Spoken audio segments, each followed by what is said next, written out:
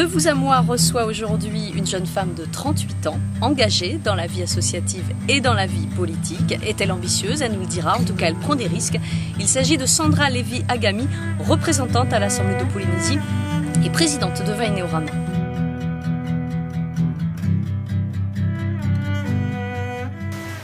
Alors, je suis née en Nouvelle-Calédonie en 1971 de parents polynésiens. Nous sommes rentrés quand j'ai eu 5 ans en Polynésie pour reprendre nos terres, puisqu'il y a eu le partage des terres par mes arrière-grands-parents. Donc j'ai fait des études de droit, je suis fonctionnaire du ministère de la Justice et depuis 2 ans maintenant je suis représentante à l'Assemblée de la Polynésie française.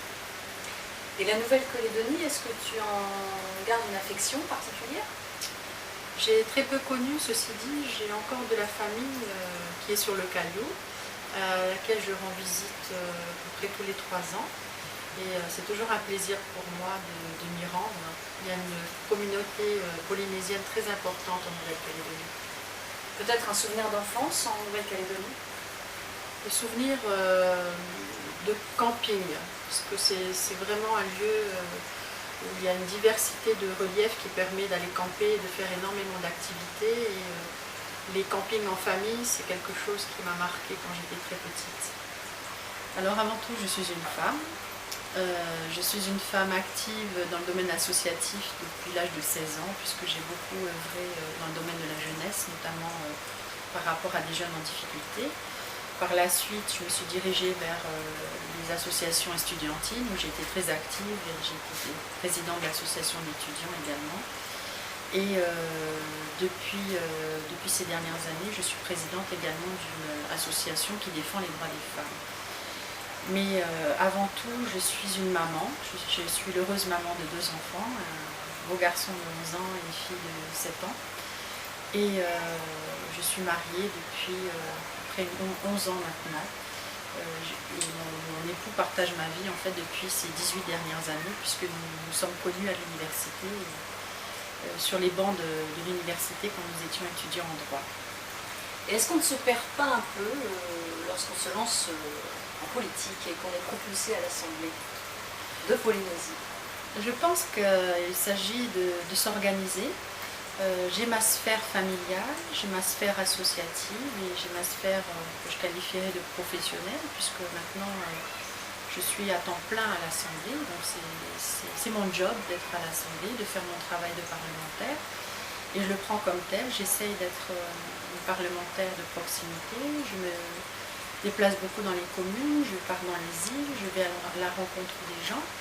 Tous les jours j'ai des rendez-vous, que ce soit sur le terrain ou à l'Assemblée, et j'essaye vraiment d'être proche de la société civile et de mes administrés. Et à côté de ça, dès que je passe le portail de notre propriété à Marina, eh bien je redeviens l'épouse, la maman. Et son identité n'est pas un peu changée, perturbée par l'image que renvoient parfois les médias?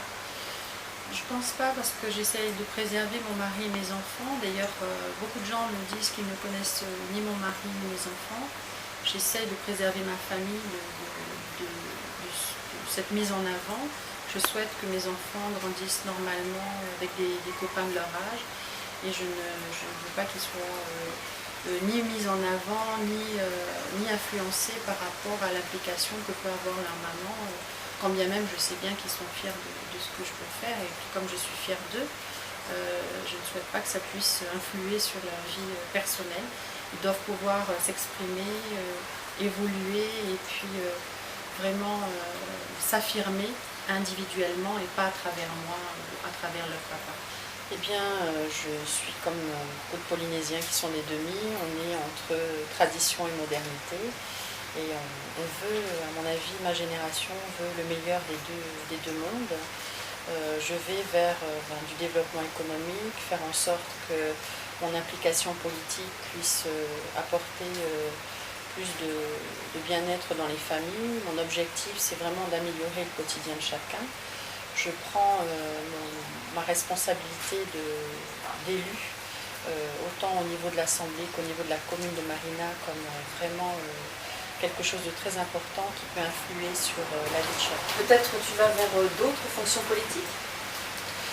Pour le moment, j'avoue que mon objectif premier, il est d'être le Tavana de Marina. Si la population de Marina estime que j'ai les qualités pour le devenir et me fait confiance, eh bien, j'administrerai cette commune comme une mère de famille le fait, en essayant de trouver des solutions pour chacun.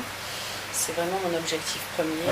Au-delà de ça, eh bien, si la population me faisait confiance pour un prochain mandat de parlementaire à l'Assemblée, il y a beaucoup de dossiers qui sont encore en cours sur lesquels, en matière de droit, nous sommes en retard et je voudrais vraiment continuer à travailler dans ce sens et à faire évoluer le droit et surtout la qualité de vie de nos Polynésiens à travers les moyens financiers que nous votons chaque année. Et comment tu te vois dans 20 ans? Dans 20 ans, j'aurai presque 60 ans, puisque j'ai 39 ans cette année. J'espère que dans 20 ans, je serai une jolie grand-mère qui aura des petits-enfants, qui seront fiers de ce que j'aurais pu faire tant au niveau associatif que politique. Et puis, je me vois à côté de mon époux qui aura lui aussi vieilli. Et je pense que je me verrai bien pour conseiller les plus jeunes et ceux qui veulent se lancer tant au niveau associatif qu'au niveau politique. Je ne me vois pas faire carrière dans la politique. Pour moi, la politique, c'est vraiment un moyen, un outil pour développer ce pays, pour faire avancer les choses.